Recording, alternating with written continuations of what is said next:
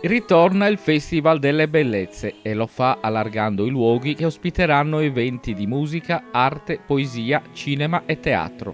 A partire dal 17 luglio verrà riproposta la formula che fonde performance artistica, territorio e paesaggio, che non saranno delle semplici cornici di eventi suggestivi, ma diventeranno i veri protagonisti della manifestazione. La musica delle formazioni vocali e degli artisti coinvolti sarà colonna sonora e fonte di risonanze emotive ed estetiche per gli spettatori.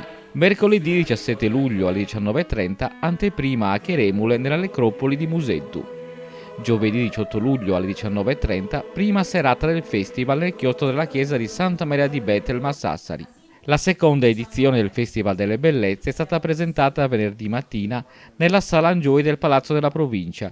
Sono intervenuti, oltre a maestro Vincenzo Cossu, direttore artistico del festival, i sindaci di Olmedo, Toni Faedda, di Cargeghe, Franco Spada, di Cheremule, Antonella Chessa e di Torralba, Vincenzo Dore, insieme a Maria Maddalena Simile, presidente della Fersaco, e Giuseppe Prisco, presidente dell'associazione culturale Nova Eufonia. La seconda edizione del Festival delle Bellezze sta partendo con delle ottime prospettive, perché abbiamo deciso quest'anno di puntare, oltre che su luoghi estremamente suggestivi, i quali tra l'altro saranno protagonisti più ancora degli artisti stessi, abbiamo chiamato però degli artisti di varie arti, varie discipline di straordinaria levatura. Abbiamo puntato molto, chiamandolo Festival delle Bellezze, sugli artisti della nostra terra, che rappresentano la bellezza della nostra terra, e infatti avremo fra gli altri ad esempio Franca Masu, la nota cantante algherese, avremo Gavino Murgia, avremo certamente una delle voci più belle della Sardegna, Rita Casiddu, avremo artisti di altre discipline come ad esempio la nota pittrice Isa Falconi, avremo l'attore, il performer Matteo Gazzolo. Avremo anche l'arte dell'oreficeria e la fotografia con Nicola Castangia e il suo progetto sulle Janas. Avremo insomma diverse situazioni e poi le novità, oltre al già consolidato rapporto con Olmedo, Torralba, con Sassari e le loro istituzioni, abbiamo quest'anno il piacere di ospitare al festival le tappe a Cheremule, presso la necropoli di Moseddu, e la tappa anche a Cargeghe presso il Teatro all'Aperto di Sucampus Antuezzu.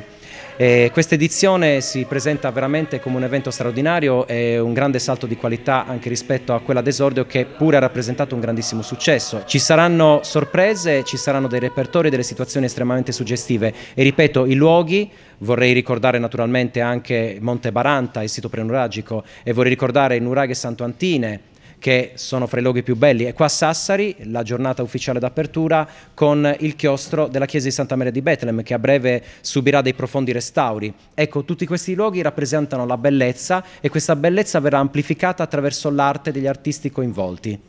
E naturalmente tutto questo sotto la mia direzione artistica, la collaborazione della nostra associazione, l'Insieme Vocale Novofonia, e tutto questo con l'apporto del nostro ufficio stampa, con Luciana Satta, che sarà anche la conduttrice delle giornate. Avremo la pittura, avremo anche il piacere di avere nell'ultima giornata Pina Monne, la nota realizzatrice di murales, che esporrà in una interessante chiacchierata, in un'intervista proprio con la dottoressa Satta, la sua arte, le sue bellezze, diciamo proprio.